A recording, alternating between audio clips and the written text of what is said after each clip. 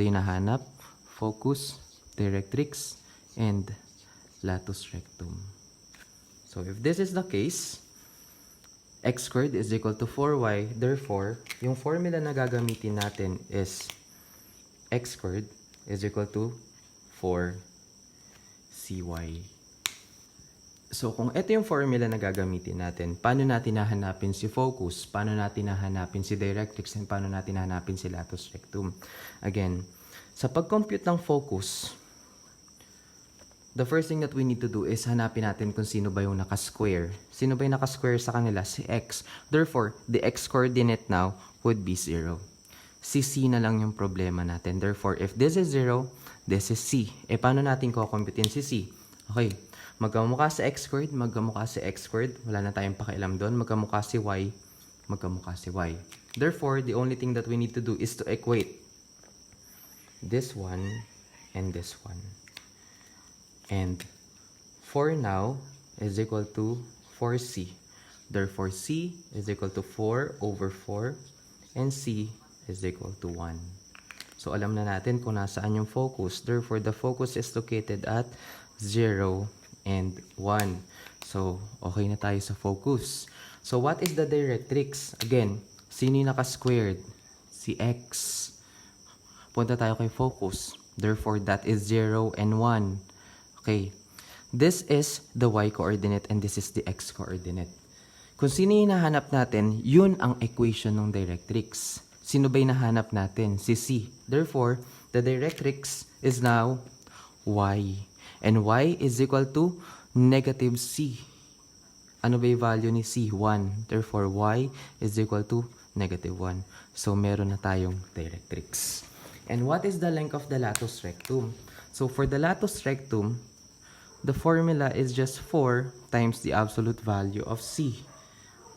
Direct substitution, kasi meron na tayong c, 4 times 1 would be equal to 4. And that is the length of the latus rectum. So, meron na tayo. Pwede na natin siya ngayong i-graph. Okay. Pakita natin ngayon kung saan siya mag-o-open. Saan ba mag-o-open kaya yung graph natin? Okay. We all know that if this is the equation, the vertex is now at 0, 0 or at the origin. Asaan na yung focus? Asa 0 and 1. If this is 0, this is 1. So that is 0 and 1. So this is your focus. So andyan na pala yung focus. Andito yung vertex. Ibig sabihin, F, V, D. Nasa ilalim dapat yung directrix. Tama kaya na nasa ilalim? Ano ba yung equation ng directrix? Y is equal to negative 1. So, if this is positive 1, this is now negative 1. So, ibig sabihin, kung y siya, ang graph natin sa kanya for that line is horizontal. And this is negative 1. So, diretsuhin lang natin. So, this is now the directrix, which is equal to y is equal to negative 1. So, paano natin idodrawing yung graph? Paano natin idodrawing yung graph natin? If this is now the vertex, so sabihin natin, this is 1, this is 1, 2, this is 2. So, most likely, our graph will be opening because this is the focus. Tapos, ang sabi natin na yung graph natin, bubuka kung nasaan yung focus.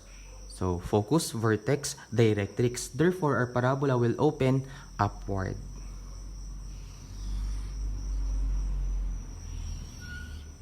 So, this is now the parabola having an equation x squared is equal to 4y. And this is the length of the latus rectum.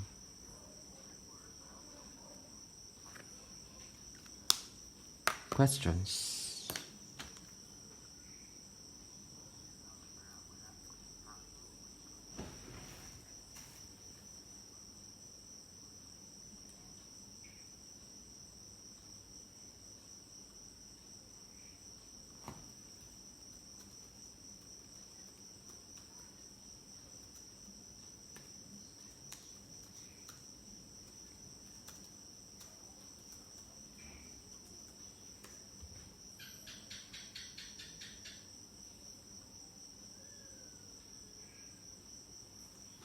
Okay, so dun sa kaka-live lang, so ganito yung pagkuha niya.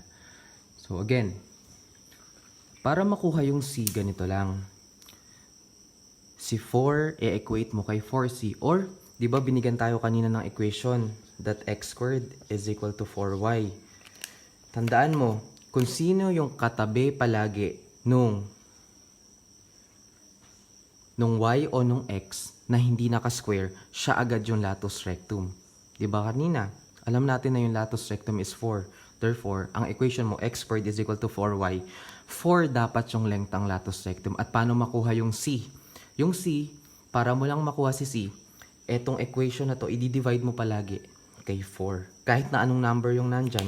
For example, yung equation natin is x squared is equal to 8y. So, ano yung value ni C?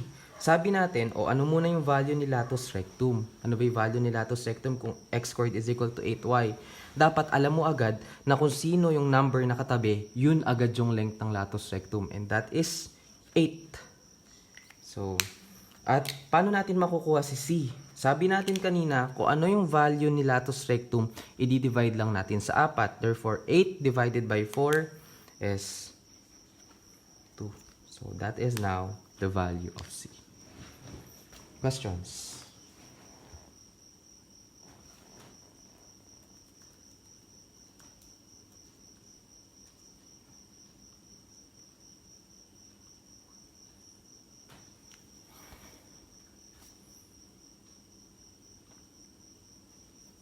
Okay, naintindihan? So, next example tayo. So,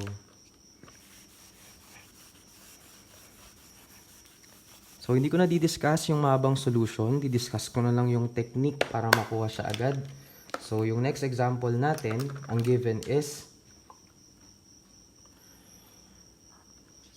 y squared is equal to negative 4x. Okay. So, paano natin hahanapin ngayon si focus, directrix, saka si latus rectum? Okay.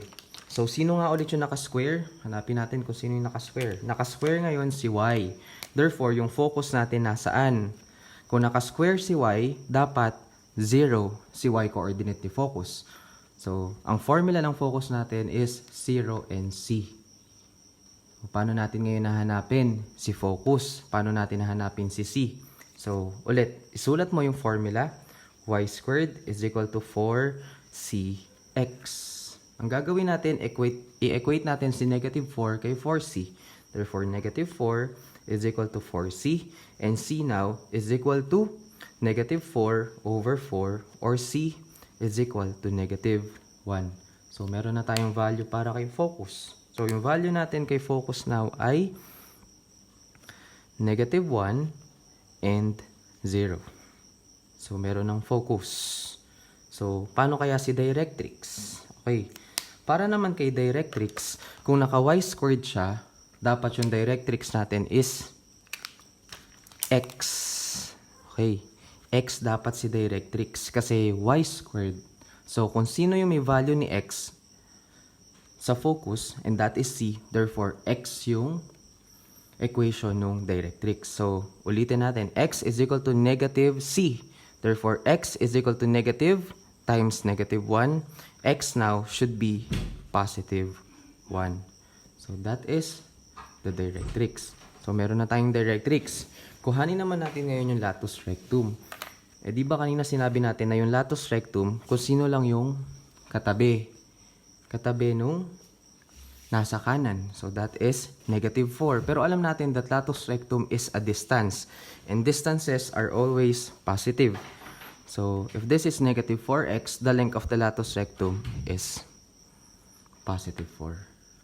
So, that is the latus rectum. Or, kung hindi ka naniniwala na positive 4 siya, lagyan natin ngayon ng formula. Ano yung formula ni latus rectum? Latus rectum is 4 times the absolute value of C. Therefore, 4 times C. What is C? C is negative 1. So, is now equal to 4. Absolute value of negative 1, positive 1. Therefore, 4 times 1, 4. So, we will be having the same latus rectum. Sabi ko sa inyo, yung latus rectum madali lang kuhanin. Basta, tingnan lang natin yung equation. So, that is now the latus rectum. So, kompleto na tayo. Meron na tayong focus, meron na tayong directrix, meron na tayong latus rectum. So, tingnan naman natin ngayon kung ano yung magiging itsura ng parabola. So, again, the vertex is located at the origin. So, that is the vertex. Where is the focus? The focus is located at -1, 0. So, if this is -1, this is also +1. So, -1 and 0. -1 yung x, walang value yung y. So, this is the focus. Focus located at -1 and 0. So, for the next one, alam na natin that this is the focus, this is the vertex. Therefore, ang pagkakasunod-sunod niya ay focus, vertex, directrix. Dapat yung nasa likod ng vertex ngayon ay directrix. Ano daw yung directrix? X is equal to +1. Therefore, this is +1. Ano yung graph ng x is equal to +1? Yung graph ng x is equal to +1 is vertical because it is x is equal to +1. So, drawing natin.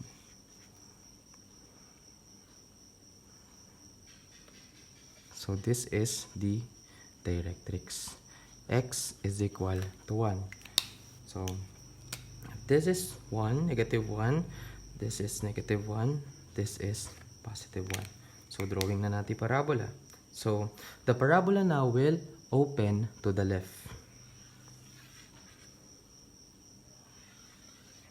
So, this is your parabola having an equation y squared is equal to -4x.